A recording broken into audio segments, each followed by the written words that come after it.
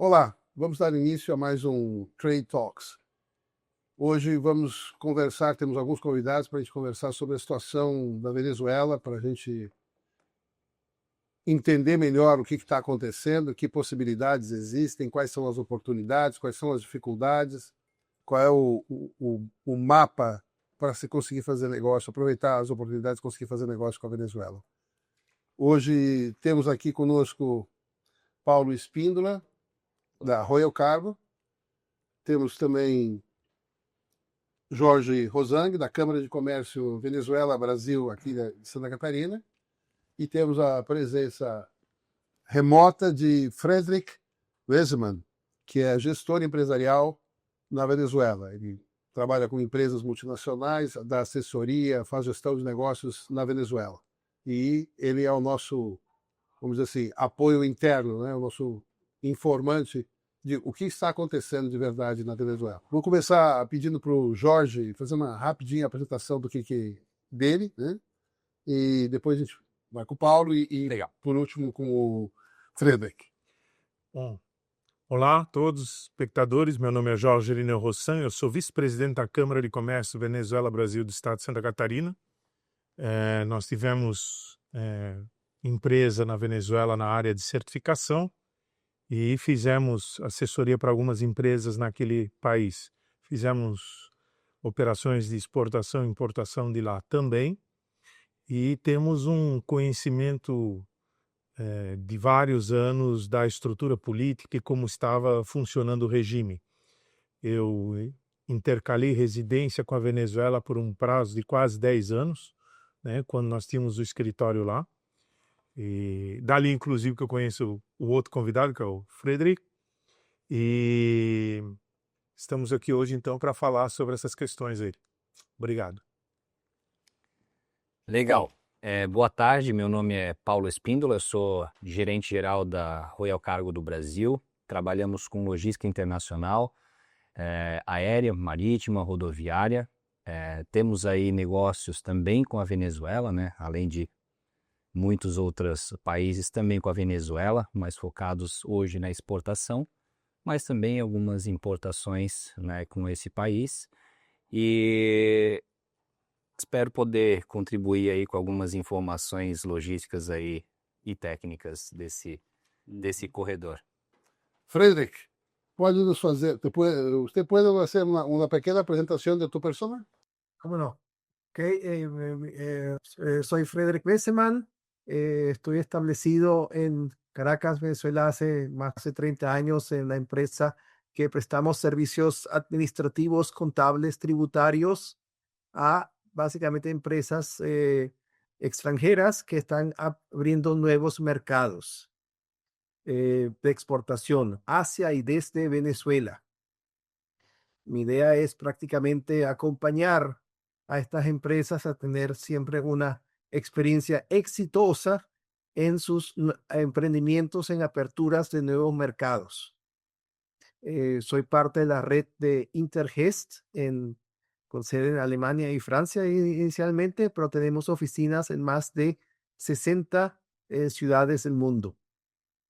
Y nos prestamos apoyos mutuos, inclusive también en Brasil. Frederick, si hablamos nosotros en portugués, ¿usted nos comprende? Un poquito lento, sí lo puedo comprender. Como se dice siempre, despacito. Paulo, que tipo de negócio vocês têm hoje com a Venezuela? Há quanto tempo vocês têm atendido clientes na Venezuela? Nós atendemos com uma certa frequência, né, os clientes na Venezuela, e isso já há muitos anos.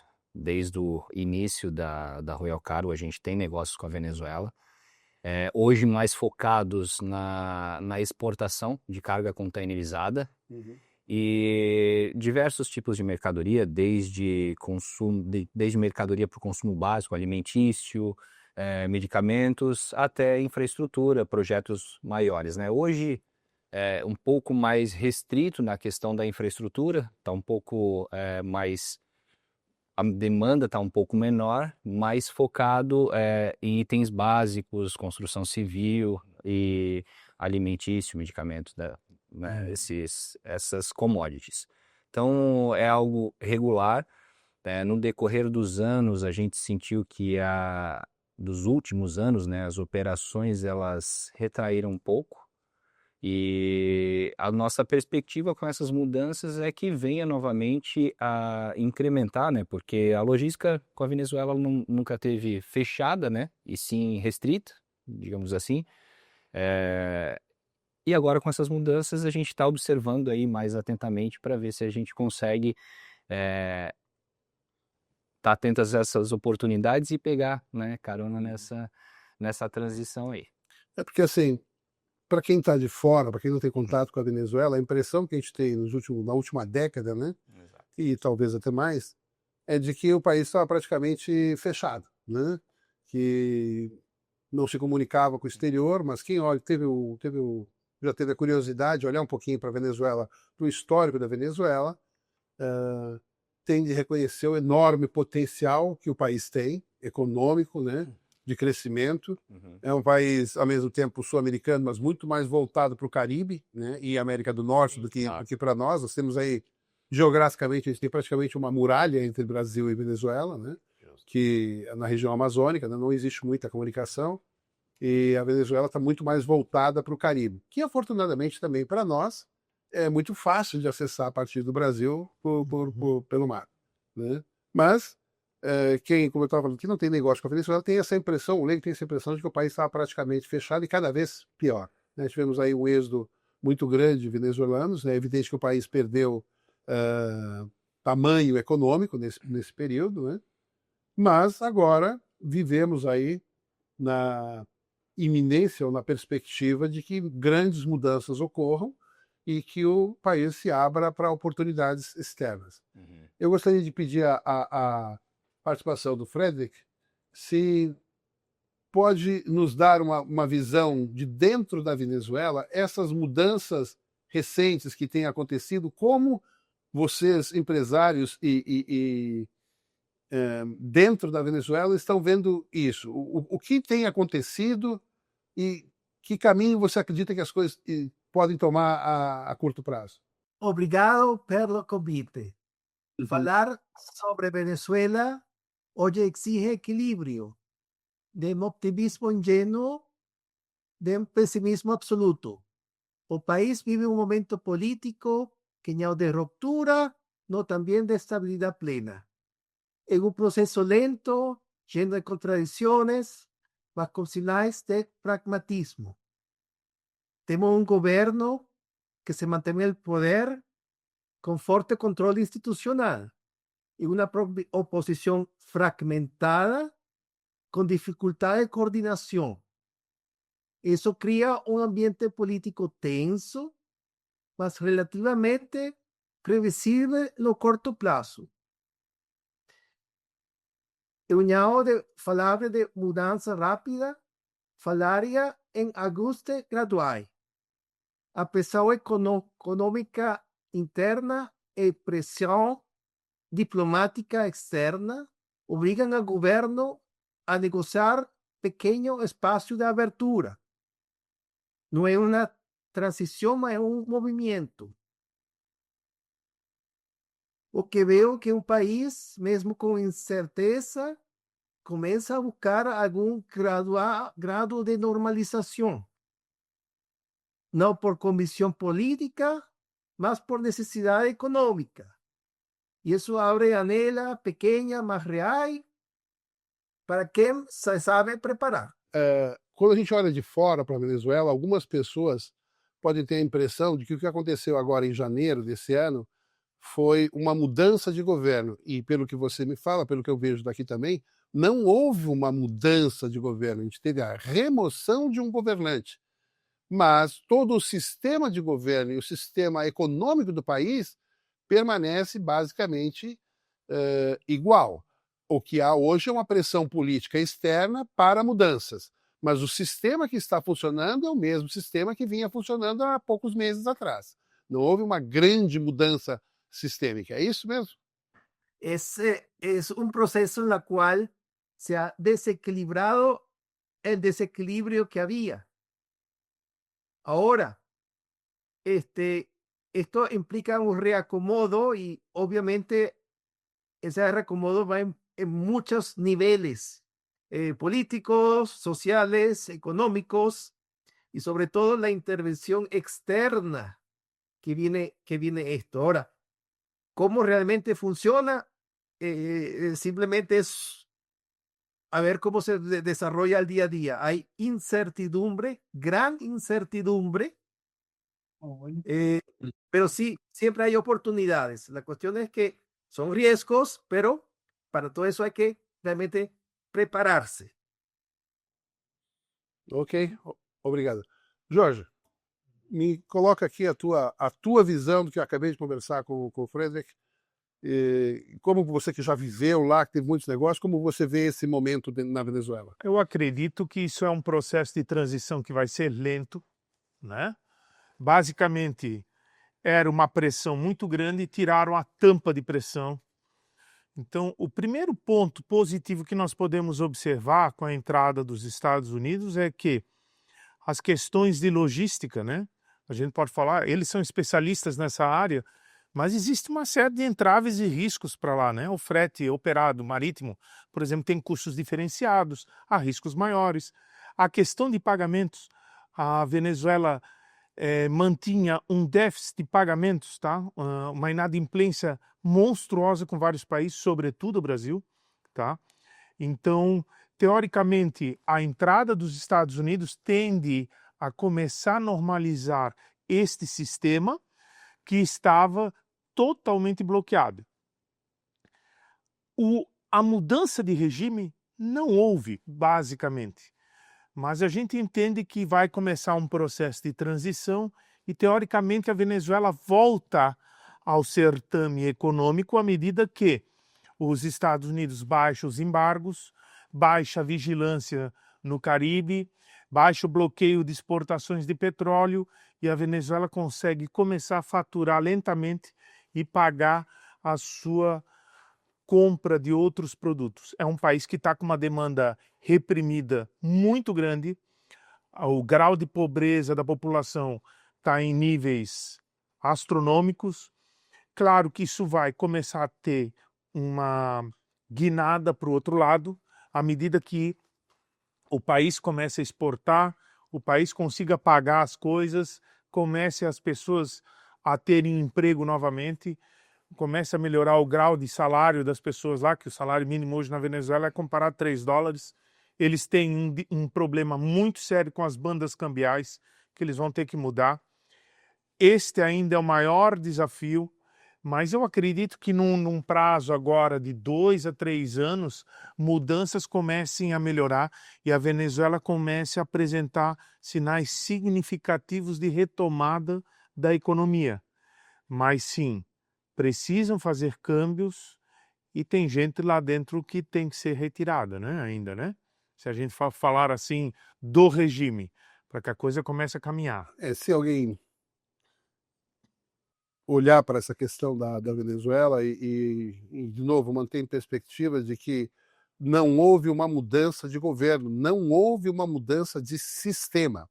Tivemos a remoção de uma pessoa-chave no sistema, mas todo o sistema que levou mais de 2 décadas para ser implantado, todo o sistema econômico, o sistema de governo, o sistema de operação do país como um todo, permanece basicamente inalterado. Com a remoção dessa liderança, começa a haver espaço para mudanças, que esperamos que levem o país de novo em relação ao mercado, né, em direção a uma economia de mercado, que hoje funciona de maneira bastante imperfeita na Venezuela. Porque não é só questão de querer ou não importar, querer ou não exportar. Hoje existe falta de moeda forte na Venezuela para pagar aquilo que eles necessitam comprar, porque houve um desmonte da estrutura, da capacidade produtiva do país. Praticamente tudo, ou a maior parte das coisas é necessária na Venezuela. Eles não têm, nesse momento, capacidade de produção interna, vão ter que, no primeiro momento, trazer de fora. Mas para trazer de fora, precisamos de logística, precisamos de previsibilidade, precisamos de confiabilidade e precisamos de recurso para bancar esses produtos. E essa é uma das grandes dificuldades agora da Venezuela. Mas a dificuldade, a mudança, o câmbio gera oportunidade. Quem tiver a capacidade de conviver com o risco um pouco maior nesse momento, tem oportunidade de fazer bons negócios, né? Complementando ali, Rogério, desculpa, a questão, né, que tanto o Jorge quanto você falou, eu acho que para a logística, a estabilidade é o primeiro passo, né? A estabilidade e a previsibilidade, né? A questão cambial, a questão política. E trazendo essa estabilidade e os recursos, né, que deve vir através, como o Jorge falou, dessa questão da exploração do petróleo, que né, certamente vai né, começar a trazer novos recursos para o país tem que se abastecer.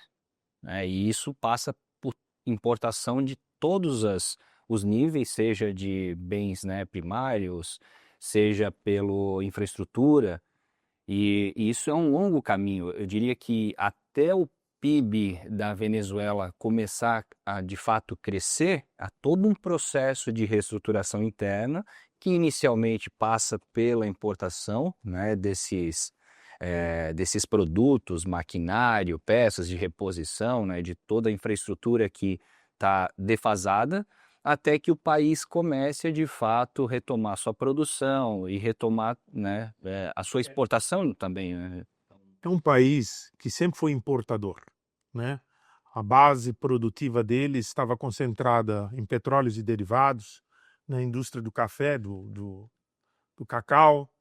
Tinha uma siderúrgica muito conhecida lá, que operava bem, a Sidor. E, então, eles têm uma pequena limitação no que tange a produtos de bens duráveis, né?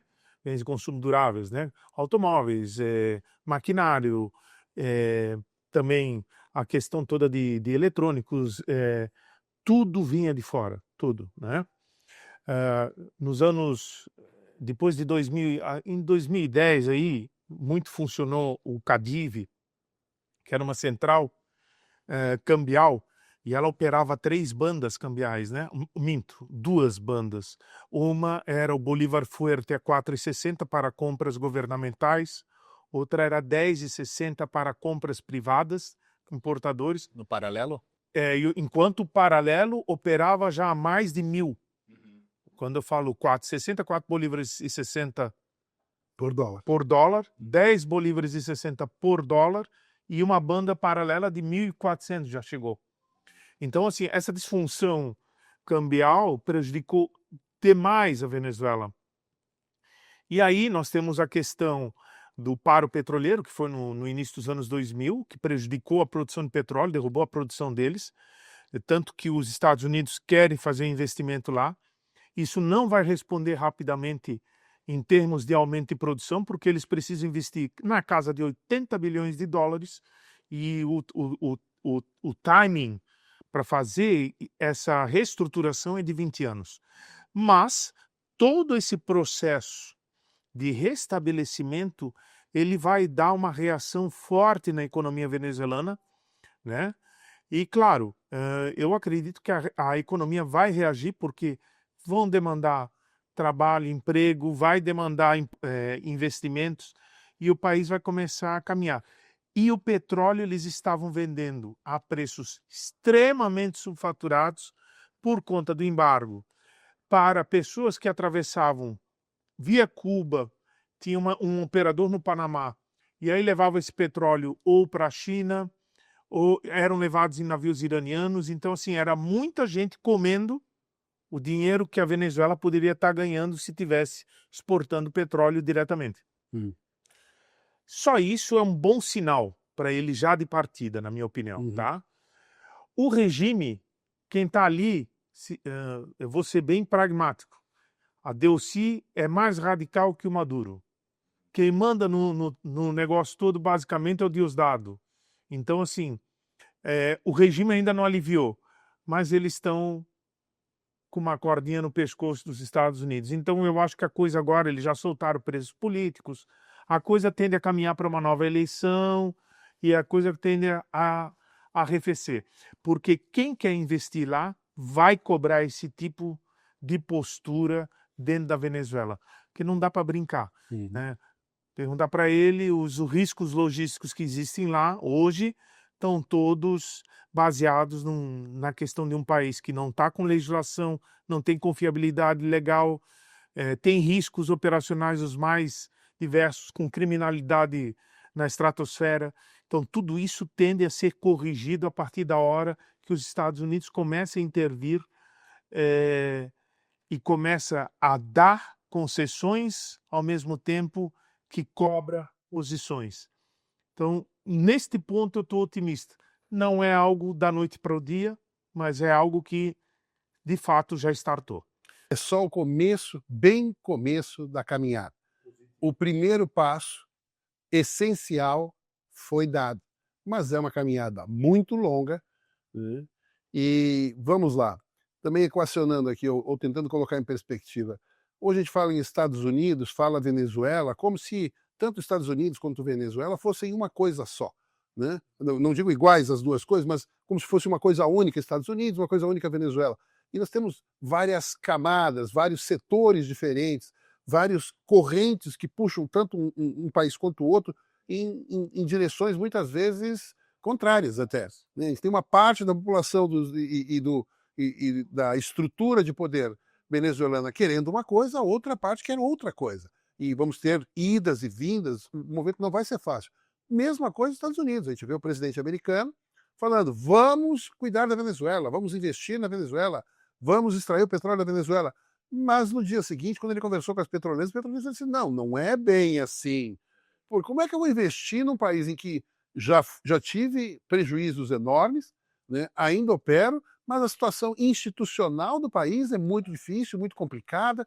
Como é que eu ponho mais dinheiro lá dentro? Quem me garante que eu não vou ter outro retrocesso daqui a um mês, 2 ou 3? Né?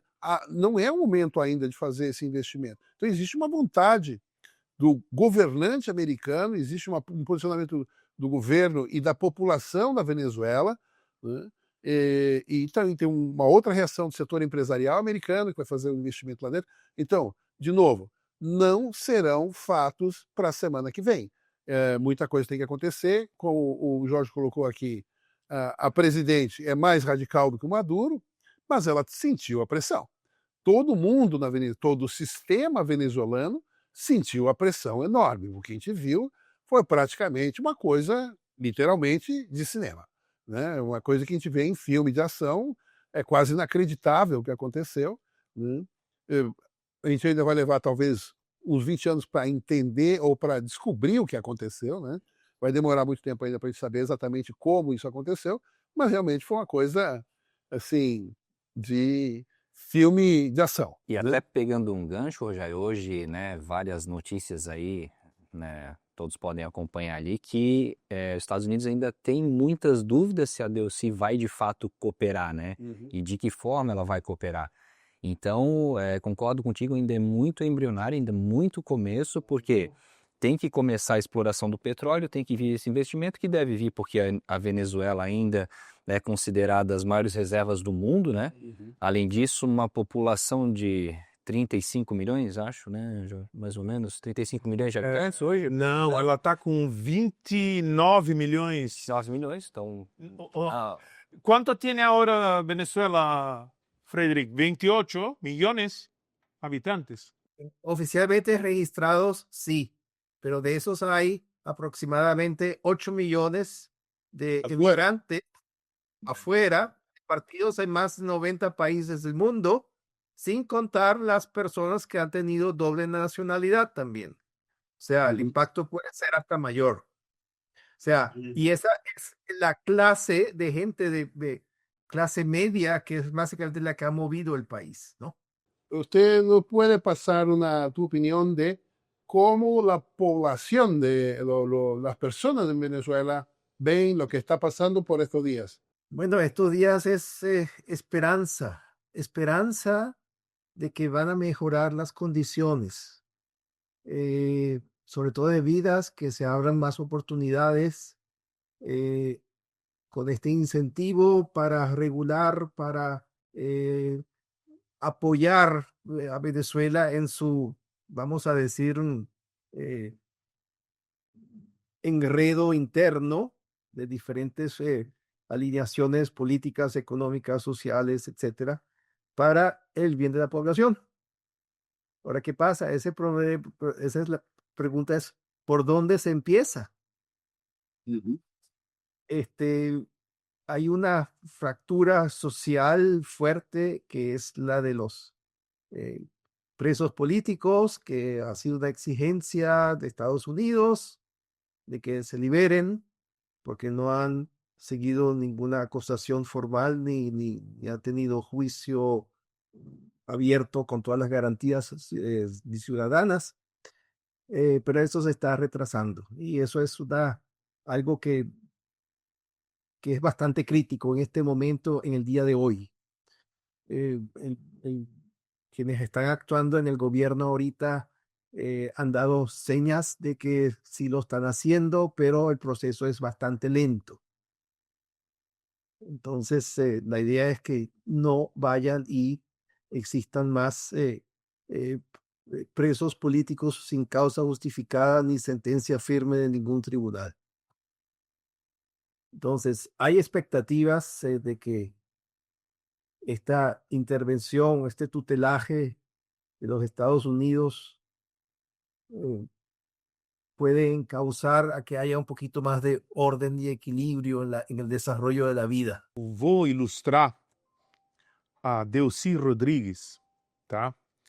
Ela é irmã do Jorge Antônio Rodrigues, que é filha do Jorge Antônio Rodrigues. Ele organizou o sequestro em 76 de William Frank Nichols, que era um empresário americano. Pediram um resgate de 20 milhões de dólares. Ele foi preso e morreu enquanto estava preso. O irmão dela, Jorge Antônio Rodrigues, é um guerrilheiro também, tá? O que aconteceu? Depois disso, da morte dele, suspeitosamente a mãe dela, que é a viúva do Jorge, do pai dela, teve um aumento no padrão de vida, porque o sequestro era 20 milhões e chegou a ser pago, e os filhos foram estudar na Europa. E ela se envolveu e casou com ninguém menos do que El Chacal, que é o terrorista espanhol. Então, esse é o grau de radicalidade, só que aí vocês conseguem entender a rédea curta que os Estados Unidos está levando esse pessoal. Porque não precisa muito para pegarem e ir lá fazer a extração. Lembremos, não foi a deposição de um presidente. É um presidente que está lá ilegitimamente eleito, né? Eles fraudaram 3 eleições e a última foi a mais explícita. Então eles extraíram um criminoso. E a Delcy pode sofrer o mesmo destino a qualquer momento se ela não tocar a música que os Estados Unidos querem, na minha opinião. Hoje de manhã cedo na internet eu vi a notícia em titulares aqui no Brasil de que Delcy está de saco cheio, está farta da tutela norte-americana e que não aguenta mais e que vai mudar de rumo. Quer dizer, eu acredito assim, que esses movimentos pendulares de ir para um lado e para o outro, e essa dissonância ou dicotomia entre discurso e prática, que é muito comum em regimes populistas, se faz uma coisa e se faz outra coisa.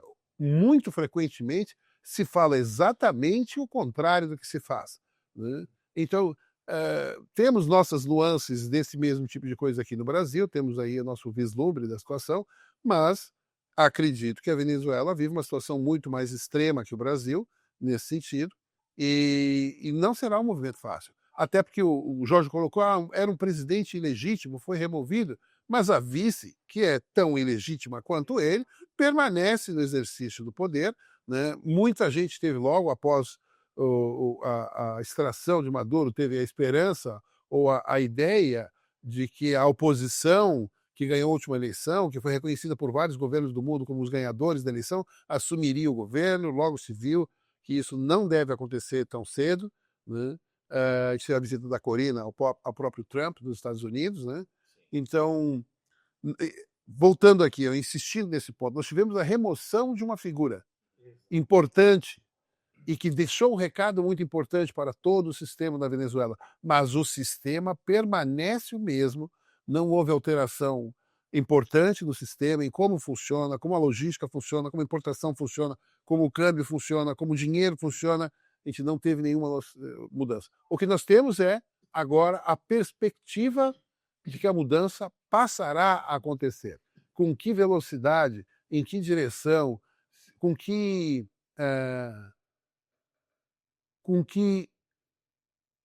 coesão, ou que, vamos dizer assim, com que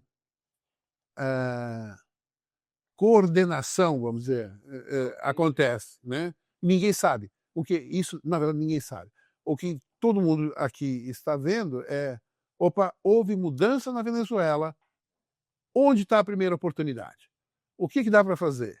Essa talvez seja a colocação que muitos empresários brasileiros que do passado já tiveram negócio com a Venezuela, ou que nunca tiveram, mas veem oportunidades. Acho que essa é a grande pergunta que se faz no momento. Onde está a primeira oportunidade dentro daquilo que eu conheço bem, dentro da minha área de atuação? Então, vou voltar para o Frederick. Frederick, você mesmo colocou que você trabalha com empresas europeias na Venezuela.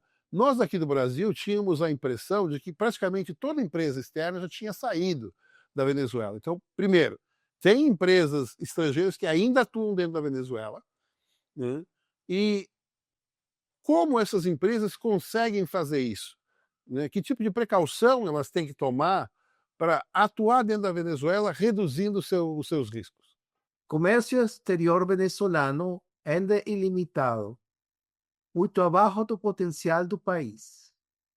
Mas por uma mudança importante, a Venezuela sale de un control cambiar rígido para un pragmatismo imperfecto. Hoy existe una dolarización de facto con reglas que mudan más que permiten operar. A regulación anda y volátil. Normas fiscales y aduaneras mudan con frecuencia, mas há de un esfuerzo anda que regular de simplificar procesos, digitalizar etapas y atraer divisas. A logística continúa siendo un desafío. Los puertos funcionan, mas con costos elevados.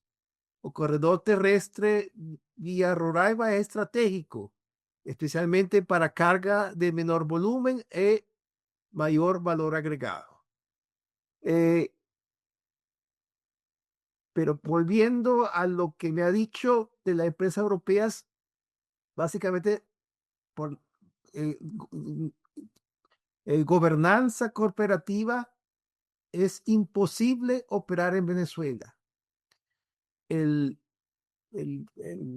presidente de la petrolera ExxonMobil estuvo reunido con Trump hace algunos días explorando el área de Venezuela. Ha dicho que prácticamente Venezuela es, en palabras en inglés, uninvestable.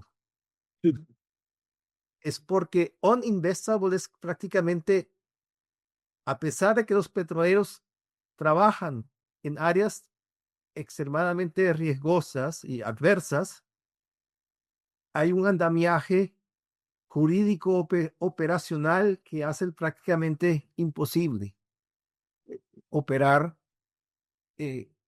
sanamente en gobernanza y financiera. Entonces, es algo que en la cual hay que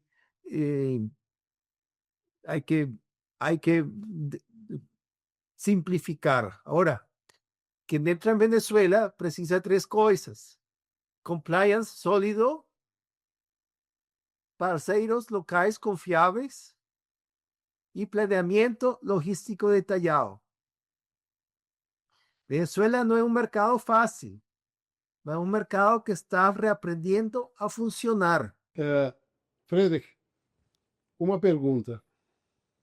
Eu já li aqui sobre isso e queria te perguntar, você mesmo mencionou uma certa dolarização da economia venezuelana, e pelo que eu sei, eu queria que me confirmasse isso, é um fenômeno que já vem acontecendo há alguns anos.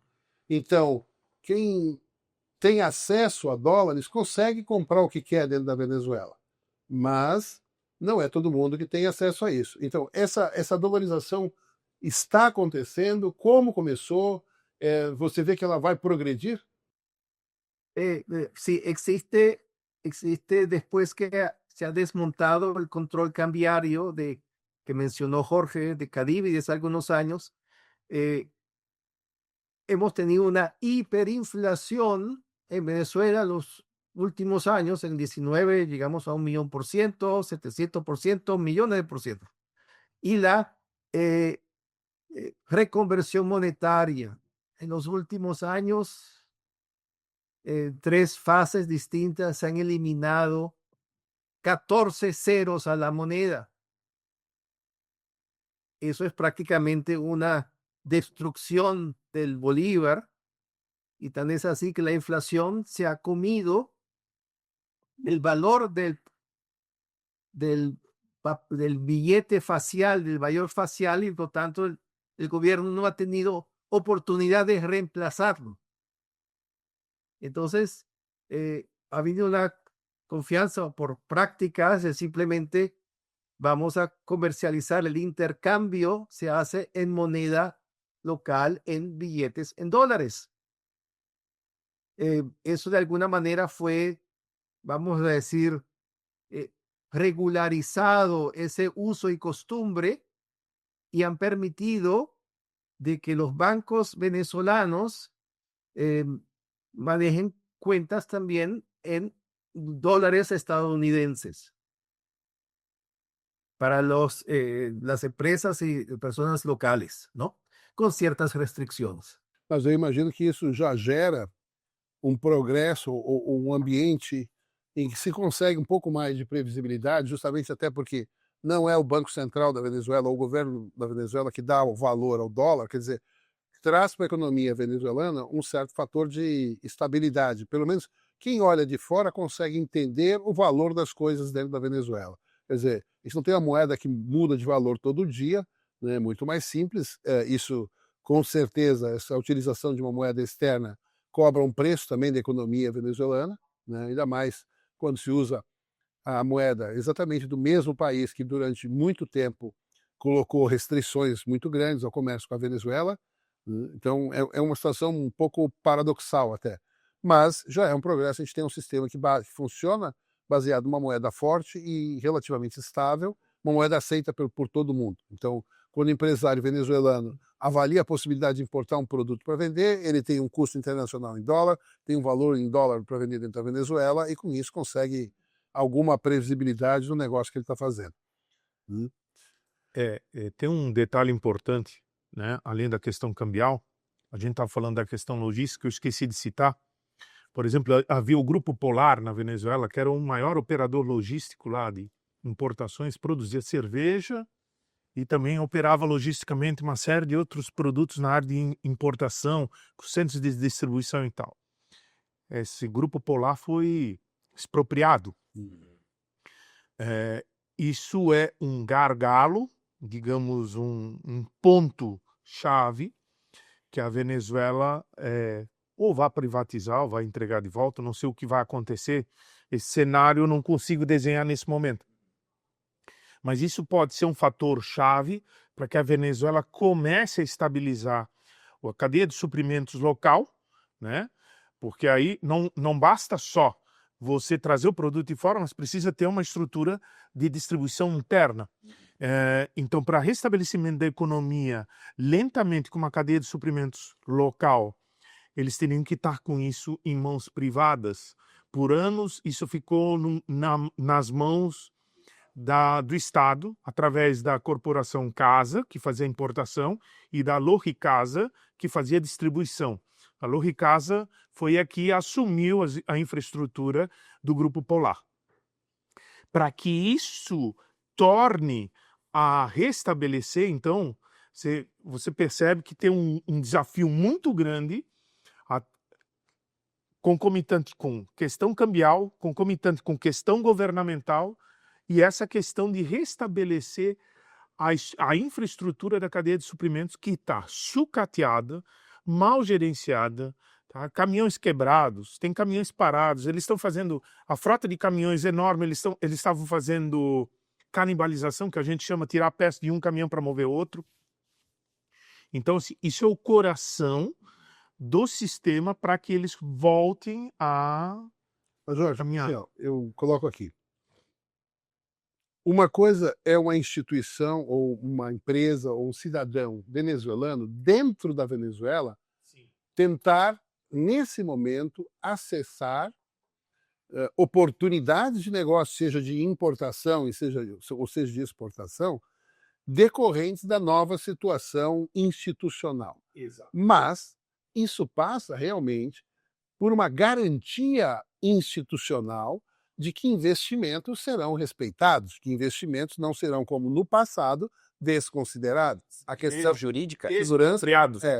expropriações, segurança jurídica. Nós reclamamos tanto de segurança jurídica aqui no Brasil, Uhum, sabemos bem o que é ter, e eu não consigo imaginar uhum. o que é viver num ambiente em que de um dia para o outro, porque alguém viu um passarinho verde, né, Sim.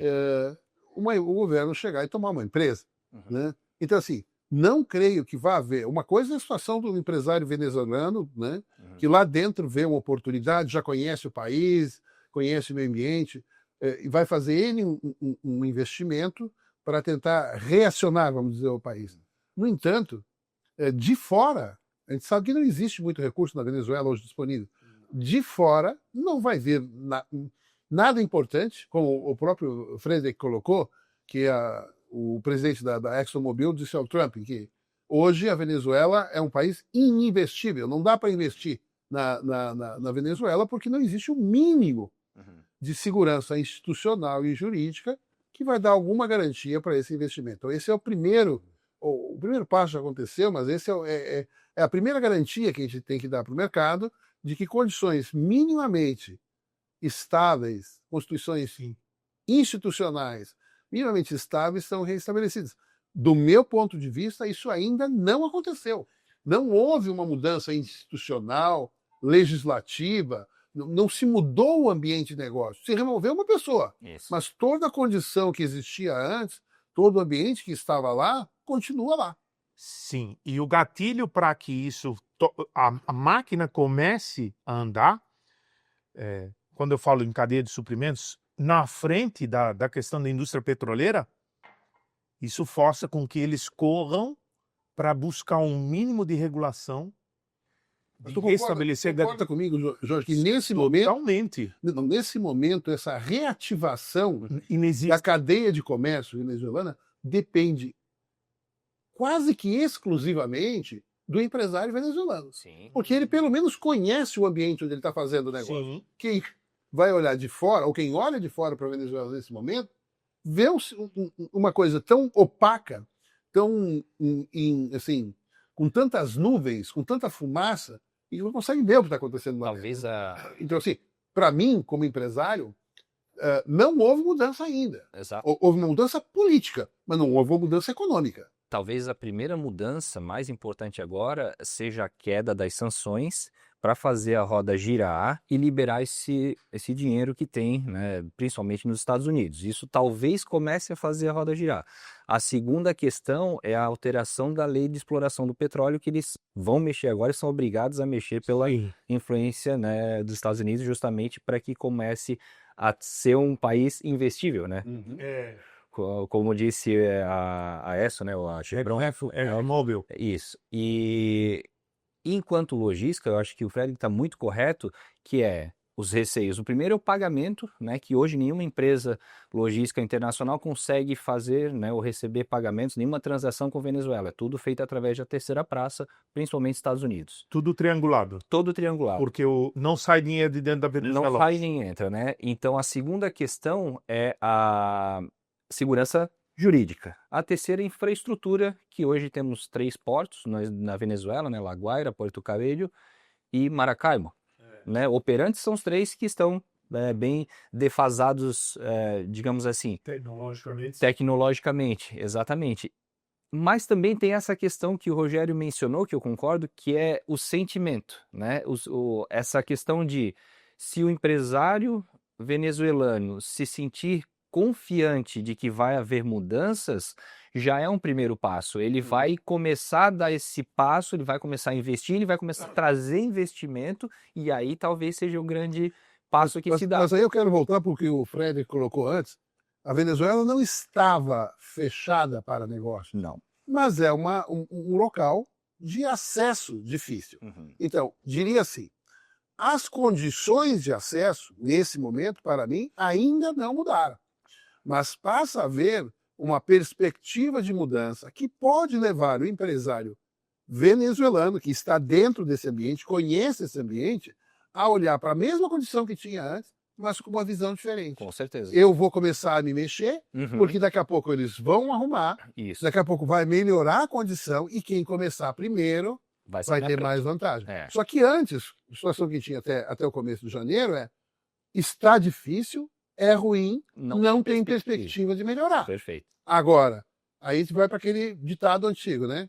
Quem chega primeiro bebe a água mais fresca. E aí, o papel é do empresário venezuelano, olhando de dentro para a Venezuela, conhecendo essa realidade, reconhecer a mudança do ambiente político no momento, Sim. mas não sistêmico, não econômico ainda, e ele começa a olhar para a oportunidade. Né? Com certeza. Então, opa, a coisa vai mudar. Uhum. Se eu me posicionar agora e começar a tatear essa oportunidade agora, vou estar melhor posicionado na hora que a condição melhorar de verdade. Perfeito. Então, eu acho que a partir dessa demanda interna e dessa visão interna do empresário, porque assim, o que eu digo para vocês me parece, para mim, olhando para a Venezuela de fora para dentro, eu ainda não vejo mudança. Uhum. Eu tinha uma remoção de uma pessoa, mas o sistema continua igual.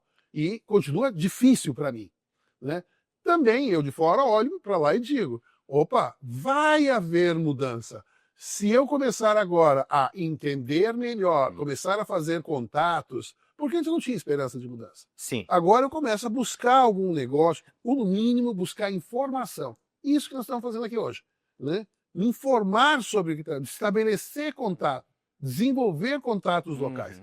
E deve haver, imagino eu, de dentro da Venezuela, o mesmo movimento. Com certeza. Então seria agora aquelas pessoas de fora que veem a Venezuela como uma grande oportunidade, se aproximar desses empresários dentro da Venezuela, né?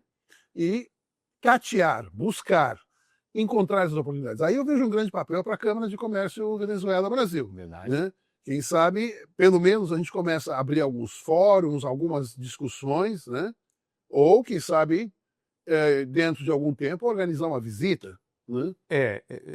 A posição da Câmara, assim, anteriormente a gente estava em compasso de espera. Era muito difícil você orientar um empresário a fazer uma operação na Venezuela com todos os riscos envolvidos. A gente seguia uma cartilha básica de contenção de riscos. Olha, você toma cuidado com isso, com aquilo, recebe na frente, não embarca, não produz se não receber tantos por cento na frente. 3 de janeiro. Opa! Agora podemos começar a imaginar novos ambientes. Dentro da Venezuela, alguns empresários também pararam de dizer, olha, como é que vai ser agora? Porque vai mudar tudo, né?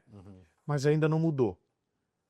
O fato é que começaram a conjecturar e vislumbrar que se pode restabelecer comércio internacional a Venezuela, com a Venezuela e da Venezuela. Claro, existem fatores no meio do caminho, como nós citamos aqui, são preponderantes para que essa roda comece a girar. A entrada dos Estados Unidos é uma delas. A segunda é cadeia de suprimentos restabelecida lá dentro. A terceira, restabelecer investimentos na indústria do petróleo. Porque a indústria do petróleo é o grande faturamento do país, é a capacidade do país sustentar poder de compra. A cadeia de suprimentos é a capacidade de se distribuir algo lá dentro. Então, todo este cenário abre uma perspectiva muito grande, mesmo que em compasso de espera pelas mudanças que ainda ninguém viu, e você não é o único que não vislumbra mudanças, Rogério, tá? Todos não vislumbraram ainda, mas sabem que a coisa vai mudar.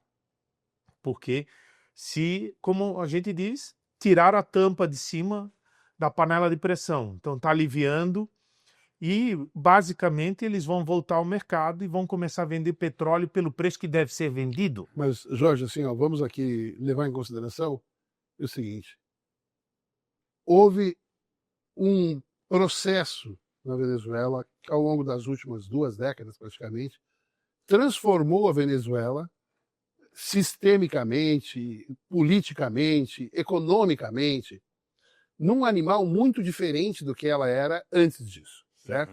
Esse processo foi longo, sistêmico, e construiu um organismo diferente do que existia lá. Sim. E esse organismo tem milhões de células, bilhões de células talvez, né? Ou vamos colocar aí 20 milhões de células, 20 milhões de pessoas que não querem exatamente a mesma coisa. E esse novo sistema colocou algumas pessoas, poucas pessoas, em posição de extrema vantagem. Ninguém abre mão de poder, de dinheiro, voluntariamente. Então, embora haja uma pressão externa muito grande por mudança, o sistema vai reagir. O sistema não quer essa mudança. Ninguém quer abrir mão do privilégio que tem. Entendeu? Alguns, pelo que a gente vê aqui, já estão dando fora, já estão fugindo. Mas não são todos. Nem todos têm essa oportunidade. Então, o sistema vai reagir. Não vai ser uma coisa linear, um progresso linear em direção à economia de mercado, à abertura total. Isso vai haver idas e vindas, reações e contra-reações, né? E tudo isso são complicadores no jogo, mas seria ingenuidade acreditarmos que com a remoção do Maduro a coisa vai ficar maravilhosa. Não é isso. Vai começar, passa a haver esperança de mudança, tanto do ponto de vista interno quanto externo. Né? Então, quem olha de fora para dentro, vou olhar melhor, vou investigar melhor, porque pode logo haver uma oportunidade. Quero me posicionar cedo para aproveitar antes a oportunidade. O mesmo pensamento do empresário interno. Mas eu queria que, sim, estamos aqui chegando perto do nosso horário, queria fazer uma pergunta para o Frederick. Frederick, no dia na madrugada em que o Trump foi, ou que o Maduro foi removido da Venezuela, nós moramos aqui numa cidade no sul do Brasil, eu moro aqui numa cidade no sul do Brasil, muito pequena, chamada Balneário Camboriú. Nós temos aqui 120 mil pessoas, mais ou menos. No verão, a população sobe bastante. Mas a gente é uma cidade turística, pequena, mas com uma renda média boa. E eu queria dizer o seguinte: temos muitos compatriotas seus vivendo aqui entre nós. Temos muitos venezuelanos aqui entre nós. E essas pessoas nós encontramos todo dia, trabalhando no comércio, na padaria, cortando o cabelo de outra pessoa. Nós temos muitos venezuelanos. Eu converso com venezuelano todo dia, no supermercado. Né? Qualificados, muitas vezes. Muito qualificados. Eu diria que, assim, na maior parte das vezes, gente muito tranquila, gente que eu diria que é de classe média até, né? Me parece ser bem educadas pessoas, né? Todos muito felizes, até eu diria, de estar aqui no Brasil, eles gostam daqui, né? E eu diria que até que eles se sentem, o que eles me falam na maior parte das vezes é que eles se sentem bem-vindos. Eles não se sentem discriminados no Brasil, se sentem bem acolhidos aqui.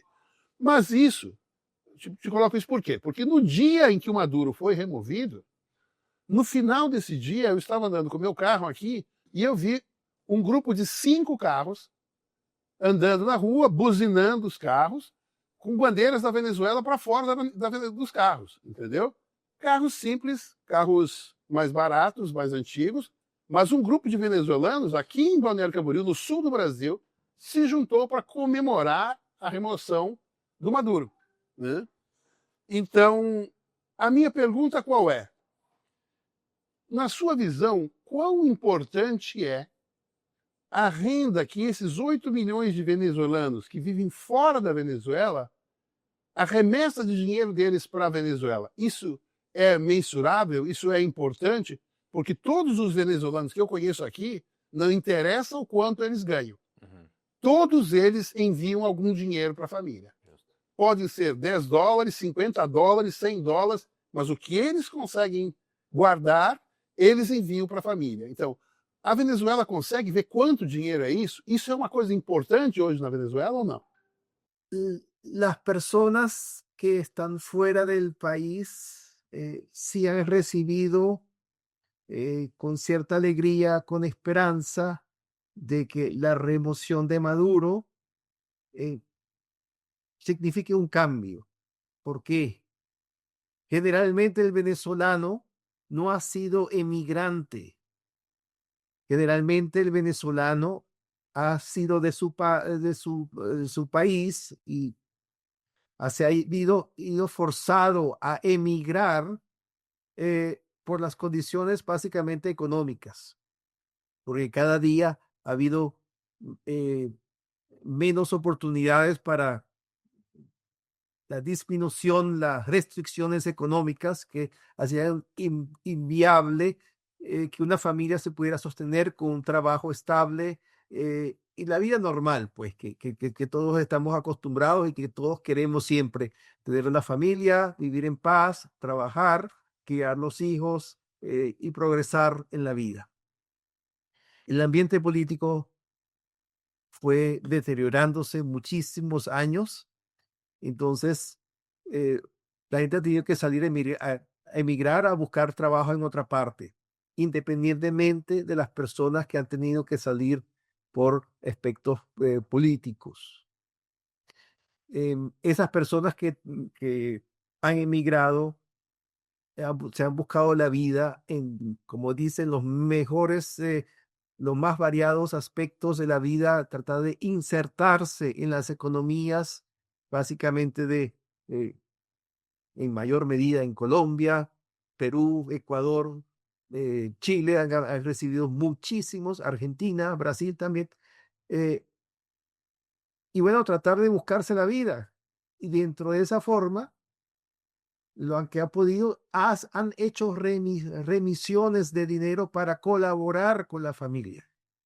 Ahora, ¿qué tamaño es? Es muy, muy difícil decir, porque básicamente quien está empezando en un país extranjero no tiene holgura para mandar demasiado, pero se hace el esfuerzo. Este, la gente que se han creado una vida fuera de su país, de Venezuela, en cualquier parte que han ido, eh, se insertan porque también están de alguna manera bien formados. O sea, usted dijo que tiene educación, son personas laboriosas en diferentes niveles, hasta las personas más elementales, más básicas, eh, tienen una gran disposición a trabajar precisamente por la necesidad.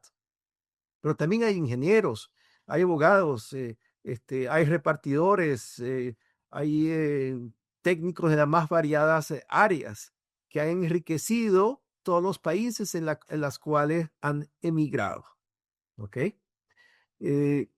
Esto ha sido un, un cambio no previsto inicialmente, pero ha enriquecido también a quienes han emigrado y a las sociedades donde han ido.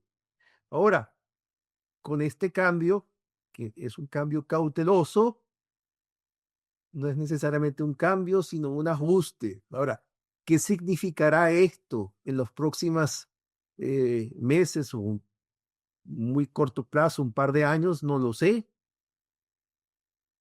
Estas familias ya se han insertado en otras sociedades, eh, sus hijos están incorporándose a otros países y si van a regresar, no lo veo del todo tan cierto, porque Venezuela no va, si bien Venezuela precisa de su propia gente para reconstruirse, solo si se dan las condiciones, eh, por el punto de vista económico, por el punto de vista también sentimental, todavía hay gente que tiene familias allá, eh, se verá viendo sobre la marcha, porque es difícil donde están, pero también es difícil para los que se quedaron, porque prácticamente se ha prácticamente destruido la economía que una vez existió y prácticamente se está creando camino al andar, o sea, simplemente a ver cómo se resuelve al día, ¿no? Eh, Hay muchísima gente, mucha gente de todo nivel, sí tiene su, vamos a decir, su sentimiento de su patria. y cada quien en su medida está viendo cómo va y aportar. Eh, los venezolanos como tal están enriqueciendo también las sociedades en las cuales son recibidos. Bem, Frederic, Jorge e Paulo, estamos aqui no limite do nosso tempo, precisamos encerrar. Queria que cada um de vocês nos desse aí um minutinho, no máximo, a sua opinião sobre o que deve acontecer, que oportunidades tem agora em relação à Venezuela. Basicamente, eu acho que é hora de fazer contatos e perceber. Nós temos um país com uma demanda reprimida e começar a preparar possibilidades de exportação para lá, tá? E essas possibilidades de exportação devem contar com parceiros locais para restabelecimento das cadeias de distribuição locais. Volumes serão pequenos num primeiro passo, mas podem ficar bem maiores depois. É isso que eu acho que tem que ser feito nesse momento. Paulo? Enquanto logística, eu acho que é desenvolver parceiros confiáveis, com o mínimo de compliance, né? Então, ampliar o network. E lembrando também que o Brasil, ele ainda não é, mas ele tem potencial de ser um grande hub logístico para a Venezuela, né? Pegando também esse gancho do Porto de Xangai, da rodovia interoceânica, né? Da cabotagem até Manaus e rodoviário até Venezuela. Então, existe muito potencial logístico entre Brasil e Venezuela, além das oportunidades de importação e também de importação, no caso, exportação do Brasil e também de importação, né, para o Brasil, né, da Venezuela para o Brasil, falando da questão, né, do petróleo e dos derivados de petróleo. Frederic, em um minuto, tua opinião sobre o futuro agora imediato.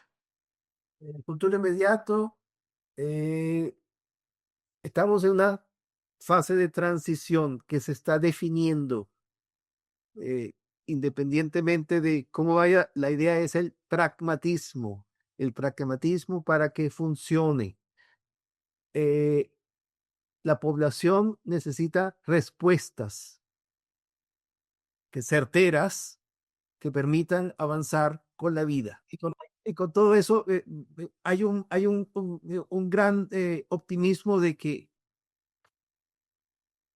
sea quien esté al gobierno, de alguna manera hay que darle respuestas a la población. Hay que darle respuestas para que haya actividad económica, y en esa actividad económica, tanto interna, se necesita también el apoyo de sus vecinos como